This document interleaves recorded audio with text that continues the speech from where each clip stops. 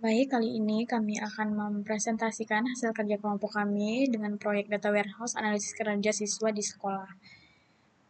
Dengan anggota kelompok, yaitu saya sendiri, Tarsisya Uci Suryani, Aisyah Ayla Sandra, Muhammad Radikal. Yang menjadi latar belakang dari pengerjaan proyek ini yaitu pendidikan adalah fondasi utama dalam membangun sumber daya manusia yang berkualitas di era digital. Institusi pendidikan dituntut lebih adaptif dalam memanfaatkan teknologi informasi. Salah satu tantangan utama adalah mengelola data siswa yang tersebar di berbagai sistem sehingga menyulitkan analisis akademik secara menyeluruh. Proses manual dan tidak terintegrasi menghambat identifikasi masalah dan perumusan strategi pembelajaran yang efektif. Untuk mengatasi hal ini, dibutuhkan sistem terpusat seperti data warehouse yang dapat mengintegrasikan, membersihkan, dan menyajikan data secara terstruktur guna mendukung analisis dan pelaporan. Kemudian yang menjadi tujuan dari pengerjaan proyek ini yaitu yang pertama membangun sistem data warehouse yang mengintegrasikan data operasional siswa, guru, dan nilai ujian. Kemudian melakukan proses ETL untuk menyalurkan data dari sistem operasional ke dalam struktur data warehouse. Kemudian melakukan analisis data kinerja siswa berdasarkan mata pelajaran, gender, tren, waktu, dan kelas menggunakan query SQL. Kemudian membuat visualisasi data untuk mendukung pemahaman hasil analisis dan pengembangan keputusan di lingkungan sekolah. Kemudian ada pun yang menjadi manfaat dari pengerjaan proyek ini yaitu memberikan wawasan yang komprehensif pada pihak sekolah dalam mengevaluasi kinerja akademik siswa secara menyeluruh dan berbasis data. Kemudian mendukung proses identifikasi masalah, pembelajaran lebih dini, serta membantu dalam perencanaan program meningkatkan mutu pendidikan. Kemudian yang ketiga, menyediakan data dan informasi yang dapat digunakan oleh guru untuk menganalisis efektivitas pengajaran dan menyesuaikan strategi pembelajaran. Kemudian meningkatkan transparansi dan akuntabilitas dalam pengelolaan data akademik siswa kepada siswa, orang tua, dan pemangku kepentingan lainnya. Kemudian yang kelima, yang terakhir, memberikan pengalaman teknis dan praktis dalam membangun sistem data warehouse yang dapat menjadi bekal penting ke dalam pengembangan sistem informasi pendidikan berbasis teknologi. Kemudian ada pula implementasi tabel data warehouse. Yang pertama itu star schema. Pada gambar ini, skema yang akan dibuat akan untuk data warehouse kinerja siswa di sekolah kali ini terdapat dim student, dim teacher, dim dates, dan subjek dan juga exam. Kemudian yang kedua itu dim student. Pada gambar ini merupakan tabel dari student yang berisi data dari siswa berupa nama, umur, jenis kelamin, serta kelasnya. Kemudian gambar yang kedua merupakan proses pembuatan dim student untuk dimasukkan ke dalam data warehouse kita, di mana pada tabel input dilakukannya ekstraksi data dan database awal, kemudian ditransformasikan ke data warehouse yang sudah dirancang. Kemudian yang ketiga ada dim teacher. Pada gambar ini, sebuah tabel yang berisi data dari teacher berupa nama serta mengajar mata pelajaran yang akan dianalisis nanti. Kemudian pada gambar kedua ini proses pembuatan dim teacher untuk dimasukkan ke dalam data warehouse kita.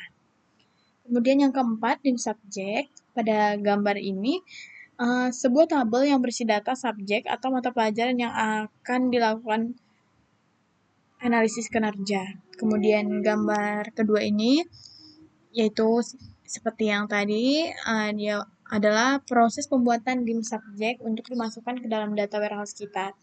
Kemudian yang kelima, dim dates. Pada gambar di atas adalah sebuah tabel yang berisi data waktu terdiri dari hari, kuartal, bulan, tahun, serta tanggal. Yang dimana pada tabel ini akan digunakan untuk memperhitungkan analisis dari setiap pencapaian berdasarkan per tahun ataupun per bulan. Kemudian pada gambar kedua merupakan proses pembuatan dim dates untuk dimasukkan ke dalam data warehouse kita. Berikutnya akan dilanjutkan oleh saya. Yang keenam ada fact excam. Pada gambar di atas merupakan sebuah tabel yang sangat penting ketika dilakukannya analisis kinerja siswa. Ini dikarenakan pada tabel ini berisi sebuah data-data relasi dari setiap DIM, serta terdapat skor atau nilai analisis dari siswa yang akan dilakukan analisis.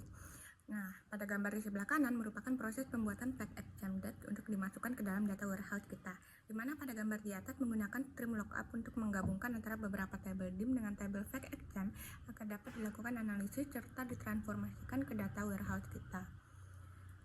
Nah, selanjutnya itu ada analisis data. Di sini kami melakukan 4 analisis data. Yang pertama, analisis nilai ujian siswa, nilai ujian berdasarkan mata pelajaran. Berapakah rata-rata nilai ujian untuk setiap mata pelajaran? Yang kedua, ada analisis kinerja berdasarkan gender. Berapa rata-rata nilai ujian siswa laki-laki dan perempuan? Nah, yang ketiga ada tren nilai ujian selama 1 tahun. Bagaimana tren nilai ujian berdasarkan bulan?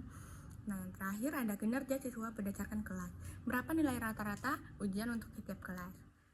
Berikut adalah visualisasinya. Yang pertama itu rata-rata nilai ujian per mata pelajaran. Visualisasi di samping merupakan grafik garis yang menunjukkan rata-rata nilai ujian siswa untuk setiap mata pelajaran. Grafik ini memetakan 10 mata pelajaran dengan nilai rata-rata ujian berkisar antara 73 hingga 76. Dari visualisasi tersebut, dapat dilihat bahwa matematika menempati posisi tertinggi dengan menunjukkan rata-rata sebesar 75,957. Di sisi lain, mata pelajaran musik menunjukkan rata-rata terendah yaitu 73,260. Nah, visualisasi yang kedua itu rata-rata nilai ujian berdasarkan gender. Visualisasi ini menampilkan perbandingan rata-rata nilai siswa laki-laki dan perempuan untuk setiap mata pelajaran. Siswa perempuan mencatat nilai tertinggi pada mata pelajaran kimia dengan rata-rata nilai 76,622 dan nilai terendah pada mata pelajaran musik dengan nilai 71,808. Di sisi lain, siswa laki-laki memperoleh nilai tertinggi pada biologi dengan rata-rata nilai 76,199 serta nilai terendah pada geografi dengan nilai 74,151. Secara umum terlihat bahwa terdapat variasi performa antar gender untuk masing-masing mata pelajaran, dengan beberapa bidang yang lebih dikuasai oleh siswa laki-laki dan lainnya oleh siswa perempuan, yang dapat menjadi pertimbangan dalam penyusunan strategi pengajaran yang lebih personal dan efektif. Nah, yang ketiga itu rata-rata nilai ujian per bulan untuk 1 tahun. Visualisasi ini menyajikan perkembangan nilai rata-rata ujian siswa dari bulan Mei 2024 hingga Mei 2025. Pada tahun 2024, nilai rata-rata mengalami kenaikan bertahap dari 14.631 pada Mei, naik hingga mencapai puncaknya pada Oktober dengan 16.798. Memasuki tahun 2025, nilai rata-rata cukup stabil di angka sekitar 14 hingga 16. Dimulai dari 16.347 di bulan Januari, angka ini sedikit menurun di Februari dengan 13.657, kemudian naik lagi menjadi 16.000 di Maret, dan kembali mengalami penurunan di bulan April yaitu 14.054. Secara keseluruhan, grafik ini berguna untuk mengidentifikasi tren kinerja akademik sepanjang tahun, termasuk bulan-bulan dengan performa tinggi yang dapat dijadikan patokan keberhasilan, serta bulan-bulan dengan penurunan nilai yang perlu dievaluasi lebih lanjut. Nah, visualisasi yang terakhir yaitu rata-rata nilai ujian per kelas. Visualisasi ini menampilkan perbandingan nilai rata-rata siswa dari 6 kelas berbeda, yaitu 10A, 10B, 11A, 11B, 12A, dan 12B. Kelas dengan nilai rata-rata tertinggi adalah 11A dengan nilai 75,128. Nilai rata-rata disusul oleh 10A dengan nilai 74,984 dan kelas 10B dengan nilai 74,977. Sementara itu, nilai rata-rata terendah terdapat pada kelas 12B dengan nilai 73,992. Secara umum, semua kelas memiliki nilai rata-rata yang cukup berdekatan, berkisar antara 73,9 hingga 75,1. Namun, kelas 11A menunjukkan performa terbaik dari kelas-kelas yang ada. Nah, yang berikutnya adalah visualisasi dashboard perkembangan kinerja siswa. Dashboard di samping menampilkan sebuah data dari rata-rata nilai ujian berdasarkan gender, rata-rata nilai ujian per bulan 1 tahun, rata-rata nilai ujian per kelas, dan rata-rata nilai ujian per mata pelajaran. Dashboard di samping dapat digunakan oleh pihak sekolah untuk dilakukan analisis lebih lanjut mengenai kinerja siswa di sekolahnya.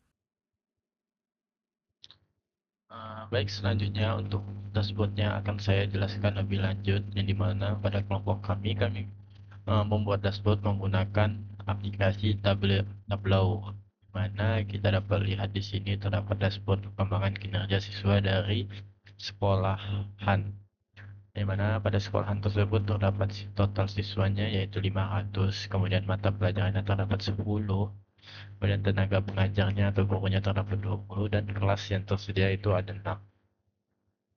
Dapat dilihat pada bagian atas sini terdapat rata-rata nilai ujian berdasarkan gender, di mana gendernya itu terdapat dua gender yaitu female dan male. Untuk rata-rata nilai ujiannya sendiri ini saya bisa per mata pelajaran, di mana terdapat grafik dari female dari yang paling rendah kemudian paling tinggi, sedangkan male sama juga dari yang paling rendah hingga paling tinggi. Untuk female sendiri, untuk yang paling rendah itu terdapat biologi, kemudian yang paling tinggi terdapat chemistry, sedangkan di male yang paling rendah terdapat geografi, dan paling tinggi terdapat biologi, yang dimana hal ini dapat disimpulkan untuk female sendiri bisa dilakukan pengajaran lebih mengait tentang mata pelajaran biologi, sedangkan untuk male-nya sendiri bisa dilakukan lebih lanjut mengenai pelajaran tentang geografi. Dan dari mata pelajaran ini dapat dilihat juga dari gender male dan female yang lebih stabil itu terdapat pada gender male, yang dimana dapat dilihat rata-ratanya yaitu ada mendekati angka 74.000 hingga 75.000 untuk rata-rata nilai ujian per bulan dalam satu tahun, yaitu dari tahun 2004 hingga 2025, dimulai pada bulan Mei, yang dimana terdapat skornya 14.000, kemudian bulan Juni 15.000, ini mengalami kenaikan. Pada bulan Juli terdapat 14.000, terdapat penurunan, kemudian Agustus 16.000 naik, September 15.000 mengalami penurunan, Oktober 16.000 naik, kemudian November 15.000, Desember 14.000, Januari 16.000, Februari 13.000, Maret 16.000, April 14.000, sampai masih 3.000. Nah, dari hal ini dapat kita lihat bahwa dari Agustus dan Januari terdapat kenaikan yaitu 16.000, yang dimana hal ini cukup tinggi dan dapat dijadikan evaluasi kepada gurunya untuk untuk melihat atau mempelajari pada bulan-bulan tersebut sehingga dapat lebih konsisten lagi. Kemudian untuk rata-rata nilai ujian per kelasnya di sini terdapat 6 kelas, yang dimana ada kelas 10A, 10B, kemudian 11A, 11B, serta 12A dan 12B. Dapat dilihat untuk 10A terdapat 27.000, kemudian 10B terdapat 30.000, 11A terdapat 34, 11B 26.000, 12A 34, dan 12B 33.000. Dapat dilihat untuk total dari genap kelas ini, untuk nilai yang lebih tinggi atau lebih tinggi itu ada pada 34.000. Dapat dilihat untuk kelas 12B, 12A, dan juga 11A. Hal ini dapat jadi pembelajaran bagi tenaga pelajar atau guru untuk lebih memperhatikan lagi ke depannya mengenai proses pembelajarannya, serta dapat melakukan evaluasi terkait mata pelajaran dari masing-masing kelas ini. Kemudian dapat dilihat rata-rata nilai ujian mata pelajaran di sini. Terdapat grafik. Pertama terdapat itu terdapat 74.000. Rata-rata mata pelajaran dari semua mahasiswa, kemudian biologinya 74.000, semesternya 75, Inggrisnya 75, geografinya 74, historinya 74, matematika 75, musiknya 73, fisiknya 74, dan sainsnya 74. Pendidikan di sini bahwa mata pelajaran yang rendah itu ada pada histori dan juga musik, di mana guru dapat melakukan evaluasi terkait kedua mata pelajaran ini untuk meningkatkan nilai-nilai dari mata pelajaran ini kepada siswa dengan membuat kelas tambahan ataupun les. Sekian penjelasan dashboard Baik, selanjutnya saya akan menjelaskan query SQL yang saya gunakan pada data warehouse sekolah untuk mencari kata-kata nilai berdasarkan gender male dan female, yang dimana gender male yaitu terdapat kata-kata nilai 74,89 sekian-sekian, sedangkan female 74,47 sekian-sekian, yang dapat diartikan bahwa male lebih tinggi dapat nilai kata-katanya dibandingkan female. Itu pada nilai query SQL. Kemudian yang kedua, ini adalah query SQL untuk menentukan kata-kata nilai per kategori, per mata pelajaran, di mana sini terdapat 10 mata pelajaran, yaitu musik, story, science, geography, fisika, biologi, Inggris, sedangkan dan matematika. Yang kedua terdapat kata-kata uh,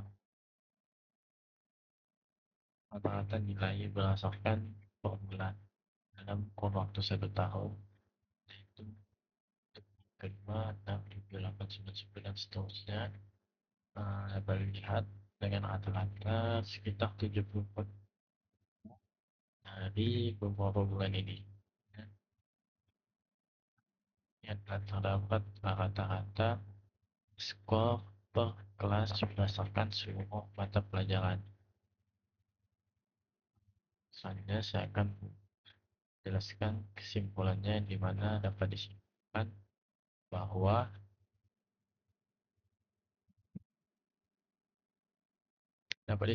bahwa implementasi data warehouse untuk analisis kinerja siswa telah berhasil mengintegrasikan data siswa, guru, dan nilai ujian dari sistem operasional sekolah melalui proses ETL dengan 5 tabel utama, yaitu dim student, dim student, dim teachers, dim subject, dim dates, dan effect exam. Data yang tersusun dalam struktur multidimensional memudahkan analisis dan menghasilkan beberapa temuan pertama, perbedaan rata-rata nilai antar mata kuliah, mata pelajaran.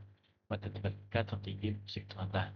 Kemudian perbedaan pola kerja berdasarkan gender, perempuan unggul di kimia, laki-laki unggulnya di biologi. Kemudian fluktuasi tren nilai sepanjang tahun, di mana puncak pada bulan Oktober tahun 2024 menurun, di mana pada Oktober 2024 merupakan nilai paling tertinggi, dan terdapat penurunan pada Februari 2025, serta kelas 11A sebagai kelas dengan rata-rata tertinggi. Dan visualisasi grafik untuk menjelaskan hasil analisis dan mendukung pemangku kepentingan dalam memperoleh dari suatu data yang sudah jalan yang berarti akan efektif bagi lanjut pada dimensi analisis untuk lebih dalam mengenai faktor-faktor yang dan ulang dan penjelasan dari kelompok kami. Saya ucapkan terima kasih. Wabillahi taufiq wal hidayah. Wassalamualaikum warahmatullahi wabarakatuh. Terima kasih.